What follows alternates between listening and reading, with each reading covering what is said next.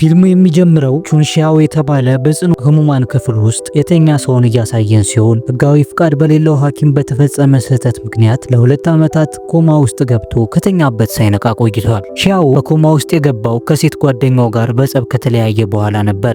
እሷም ስራ ስለሌለውና አብዛኛውን ገንዘቡን በሲጋራና መጠጥ ላይ ስለሚያጠፋ ወይ እኔን ወይ ሱስን ምረጥ ብለው ነበር ጥለው የሄደችው። በዚህ የተነሳ ለቀድሞ ፍቅረኛው ሲል ማጨስ ለማቆም ወሰነ፣ ምንም እንኳን ጥረቱ ሁሉ ከንቱ ቢሆን። እናም ጓደኛው ኢዲንግ ሺያኦን ሱሱን ለመተው እንዲችል አንድ ታዋቂ ዶክተር ጋር ሄዶ እንዲታከም መከረው። ሺያኦ ለችግሩ መፍትሄ ፈልጎ ሄዶ ህክምናውን ቢሞክርም ህክምናው በሺያኦ ላይ ከባድ የአእምሮ ጉዳት አድርሶበት ነበር ለ2 ዓመት ሳይነቃ የቆየው። የቅርብ ጓደኛው ሎ ኢዲንግም ከጎኑ ተቀምጦ በጓደኛው እንዲህ መሆን ስቅስቅ ብሎ እያለቀሰ ነው። ከ2 ዓመት በኋላ ከኮማው ሲነቃ ጓደኛው ኢዲንግ በጣም ተደስቶ ይቅርታ ጓደኛዬ፣ እዚህ ውስጥ የከተትኩህ ነበርኩ እና እባክህ ይቅርታ አድርግልኝ አለው። ከዚህ በኋላ አንድ ነርስ ቢጫ ቀለም ያለው መድኃኒት አመጣችለት። ሺያኦ ያለማመንታት ነበር የወሰደው። ነገር ግን የሆነ ያልተለመደ ነገር ተፈጠረ።